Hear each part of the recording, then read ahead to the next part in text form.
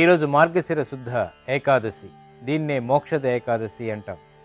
శ్రీకృష్ణ పరమాత్మ అర్జునుడికి గీతాసారాన్ని అందించినటువంటి పవిత్రమైనటువంటి రోజు. దీన్నే గీతా జయంతి అంటాం. మరి ఈ గీతా జయంతి యొక్క విశిష్టత ఏమిటో పరిశీలిద్దాం. శ్రీకృష్ణ భగవానుడు రణరంగమున అర్జునునికి గీతోపదేశం చేసినటువంటి సుదినం మార్గశిర శుద్ధ ఏకాదశి. ఆ రోజున మనం గీతా జయంతిగా జరుపుకుంటాం. గీతా జయంతి సందర్భంగా గీతామాతను అర్చించుకునేటువంటి విధానం ఉంది. భగవద్గీత సర్వశాస్త్ర సారం, అనుపమ సామర్థ్యం కలది, అపారమైనటువంటి శక్తి కలది, ఉపనిషత్తుల యొక్క సంపూర్ణ సారాంశం.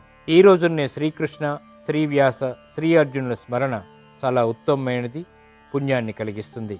భగవద్గీత యొక్క 18 అధ్యాయాలు కూడా ఈరోజు పారాయణం చేయడం ద్వారా శోకరాహిత్యం ఏర్పడుతుంది. అలాగే ఆకస్మిక ధనప్రాప్తి కూడా కలుగుతుంది. గీతా తత్వాన్ని, గీతోపన్యాసాల్ని ఈవేళ వినటం వల్ల కూడా ఇటువంటి ఫలితాలే ఏర్పడుతూ ఉంటాయి.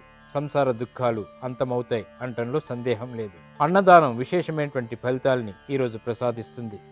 అలాగే భగవద్గీత పుస్తకాలని భక్తితో ఇతరులకి బహుకరించడం ద్వారా కూడా ఉత్తమమైనటువంటి జ్ఞానం ఈరోజు ఏర్పడుతుంది. సర్వభూతాలని కూడా ఈరోజు పూజించడం ద్వారా శ్రీకృష్ణ పరమాత్మ యొక్క అనుగ్రహం ఏర్పడుతుంది.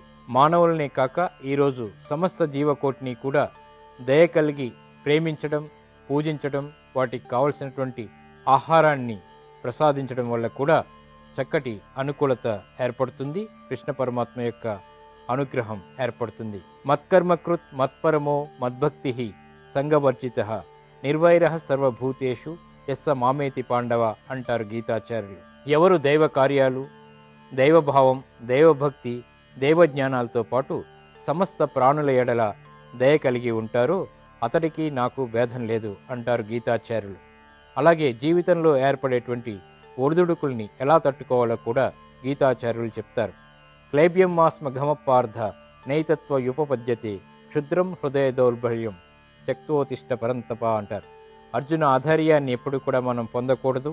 పిరికితనం ఎప్పటికీ కూడా పనికిరాదు. ఎటువంటి పరిస్థితులు వచ్చినప్పటికీ కూడా ధైర్యంగా వాటిని మనం ఎదుర్కోవాలి.